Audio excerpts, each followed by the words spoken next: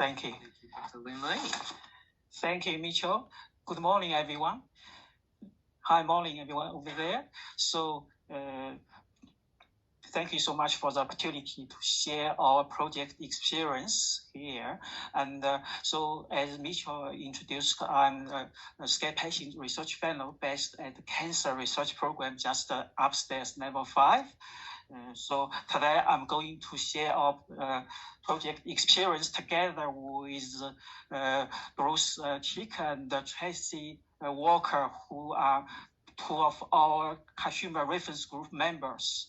And the topic of our presentation is ethics and consumer involvement in SCARE patient clinical trial. So SCARE patient, its acronym stands for synoptic reporting of CT scans assessing cancers in pancreas. This study is supported by Australian government Medical Research Future Fund for 5 years. So I have been managing this project since August last year. Okay, sorry. Yeah, so this is an overview of our presentation. So we will provide a very brief introduction to the project and tell you what we want to achieve. And then we will introduce just a consumer reference group as part of our governance framework. And three of us will focusing on how we, as researchers and consumers working together, especially in ethics and governance application.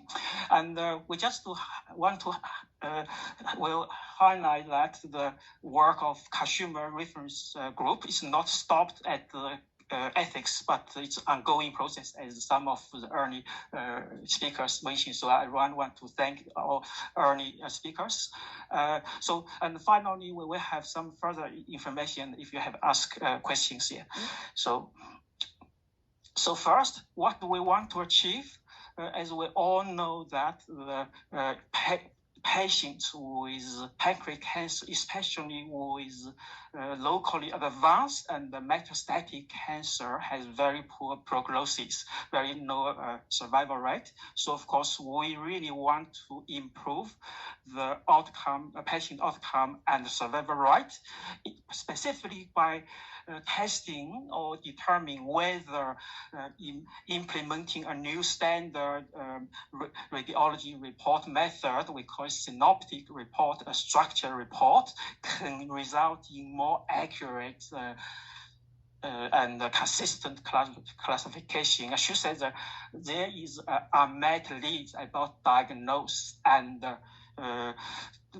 the classification of pancreatic tumor. And if we did achieve that, of course, it will lead to more timely curative surgical treatment that will have impact, earlier we mentioned. So I just want to use, because we mentioned the borderline resectable disease, here I want to use the graph to tell you. You can see from the right C, you can see the interaction between tumor and the blood vessel is considerable, and that is of course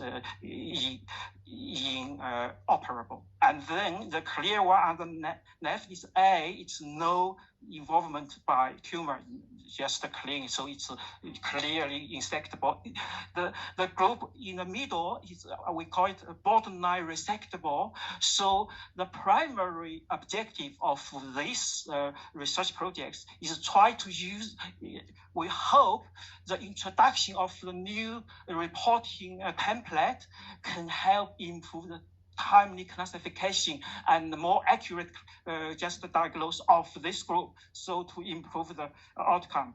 So I just want to briefly mention the design of the study because of the time limit. So if you have questions, you can ask me after the presentation. But it's a multi-centered, batched, stepped weight randomized control trial. I should say it's complicated, but I want to say it's a multi-centered. We have now about 34 hospitals across Australia are participating sites. So they are divided into 3 groups. So the first group is 12 hospitals started data collection in early July, and the second group of 10 hospitals started data collection in September. Then next month we will have another 12 hospitals get into the study. So we call it batched approach. That's 3 groups. And then after each group started, the 12 of them, for example, started in July, and they will use the current reporting practice for 6 months. Then, based on the randomization and the sequencing, 2 or 3 of them will start using the new synoptic report. And then after 2 or 3 months, another 2 or 3 hospitals will get into until all the hospitals using the new synoptic report. So I want to see this study is a multi-discipline, multi-centered approach. We work with, of course, radiologists.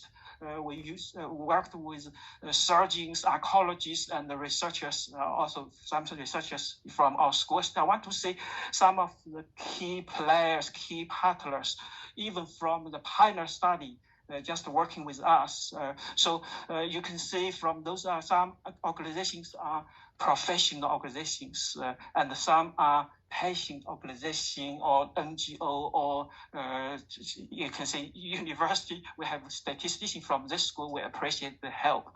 So just quickly to come to, this is my final slide, and then my colleague Bruce and Tracy will introduce. But from the start, as I mentioned, last August, I started, and we started setting up, just in the very early days of the project, we set up those, we call it, of course, trial governance framework, and consumer reference group is one of the other group, include trial management committee, which is just like a steering committee consisting of the chief investigator, associate investigators, we researchers, and we have trial operations committee, myself and other colleagues, other project team members based at Cancer Research Program, and the chief investigator, another project program manager, and we have a clinical reference group.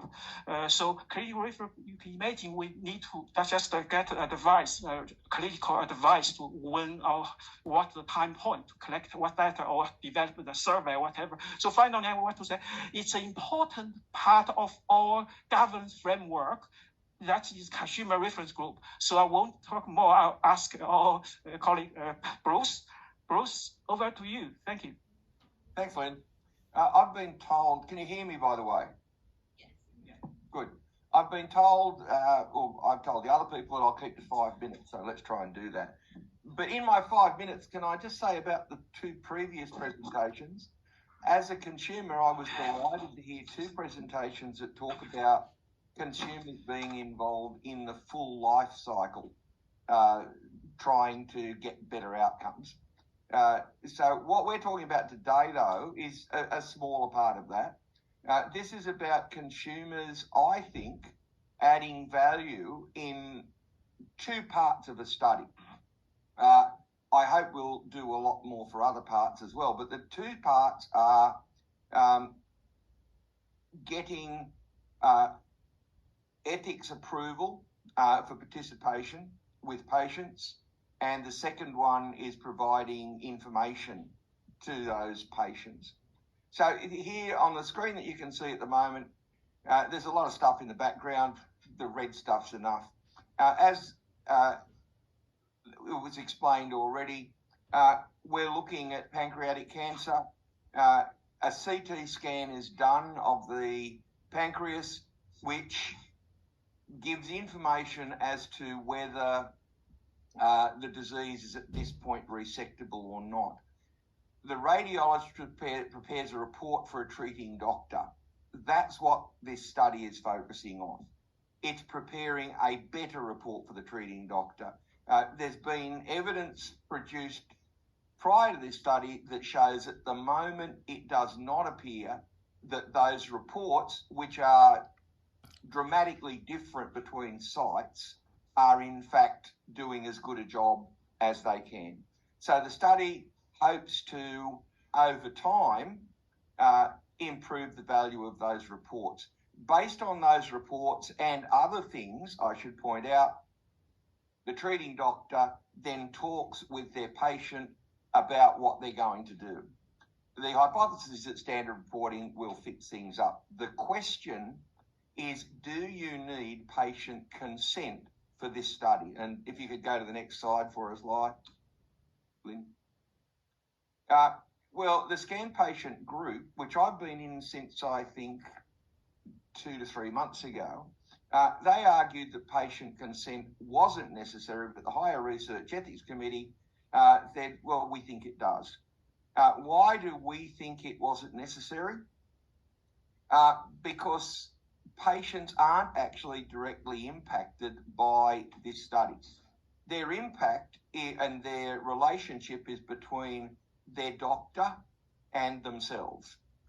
The ones who are really participating in this process are the radiologists who are preparing the reports and the doctors who are reading and evaluating those reports. So we took the very strong point of view, and there are, by the way, as I'm sure you all know, there are negatives about patient consent being needed. And you can look at the detail here. One of the problems is at the time the scan's taken, the patient may not know that they have pancreatic cancer. So how can they give consent to something that they don't know is going to be there? But we formed in the consumer group the view that the patients did not need to give consent, but they should be informed at the time when the doctor gives them their feedback that there is a trial underway, and they should be fully aware that de-identified data relating to them may be captured. So next slide. So the question was, how do we do that? First thing that I think we all agreed as consumers is that we wanted to give an independent response to the HREC, saying that we believe this is not necessary, and in fact, by requiring that there be a consent given, it would have a very negative effect on the project and therefore on the patients themselves. So after discussion, we wanted to resubmit the resubmission of a consent waiver application, and we created a first draft submission, which was signed by each of the consumers. Now, if I remember correctly, the next slide, that is nothing but a thing telling you the way we did it. We produced a draft. That draft was then circulated to all members of the committee. We simply used change management on Word, went through the process. Next slide. And when we got to the point, we decided that there was a question about should all of the consumers sign the letter, or should the chair of the consumer group sign the letter. The agreement eventually was that all of us would sign, as well as 2 of the chief investigators for the study. Next slide. So that's the letter that we sent. I'm sure that if you're interested in a look at it, you can do it. The thing on the right-hand margin is the most important thing to me. It was signed by everybody. It was not equivocal about what we wanted, and the HREC have accepted that, and that letter has been moved to other sites that are participating in the study as well. If we go to the next slide, this is where I finish and Tracy takes over. My final comment is to you, this is only the start. We intend to be involved in all aspects of the study. Thanks for your time.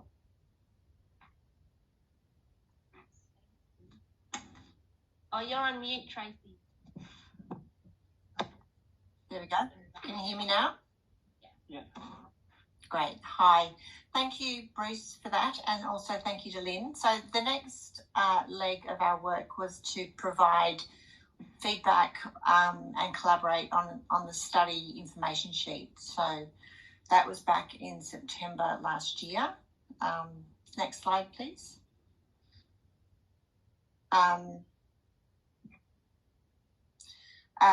So the document wasn't an invitation for patients to take part in the trial per se. It was really information to be used by the treating doctors and the participating hospitals to inform them, to inform the patients exactly what was happening with respect to the trial. As with the letters of support, we did the original document that was created by the research team shared with the CRG. Really, the aim of the document, it needed to clearly explain the aim of the trial, any potential risks and the benefits, and also who was running the trial. But I think importantly for patients and consumers was that if they needed to provide contact details. So if patients did have further questions, they actually had a real person to speak to or contact, which I think in the medical space is very important. Ultimately, the final document, the information contained in the final document was essentially the same. The changes were about the language and also the structure so that it was clear and easy to understand. And now, of the 36 plus sites that will be in the trial, the participating doctors and sites can use this document to explain the trial to the patients. So I think it's shooting ahead of me there.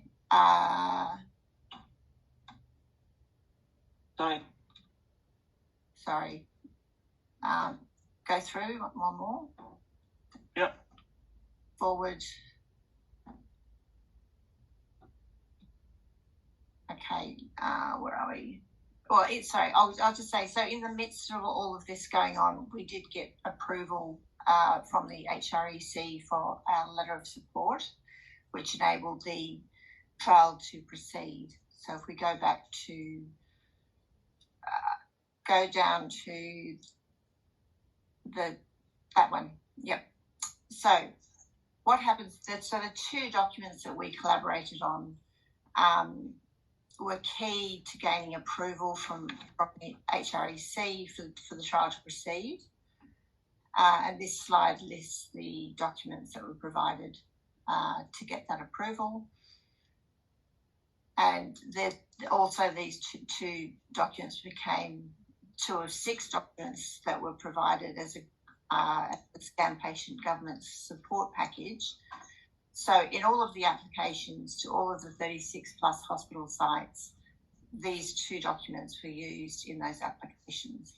So it was fundamental to getting the approval for the trial to happen at those sites, which is very important. Of interest, what we did learn in the most recent catch-up of the CRG, so we all know that in trials like this, where you're going across state borders, if you like, with multiple sites, multiple jurisdictions, nothing was ever finished. And the research team then struck varied problems across different states with de-identified data or de-identified patient data. It was a very time-consuming process and also a very expensive issue for the research team to actually resolve. So that's not good for patients and it's not good for the progress of the trial. And really it's potentially wasted money and also taxpayers' money. So the group decided as a whole that we needed to make a point to the powers that be that the national clinical trials process needed to be changed. So we agreed that we would write a letter, again, like the letter that we all signed for the letter of support to address this issue at a global level across Australia. So the aim is about getting systematic change to reduce the cost and to speed up the implementation of clinical trials. And this would be a good outcome for everyone, but especially when we're talking about pancreatic cancer. If you want clinical trials to happen, they have to happen quickly in pancreatic cancer. So that's it for me. So thank you, and over to Lynn. Thank you so much, Tracy and Bruce, for your sharing today and for all your contributions to the project. So we here have some further information about study.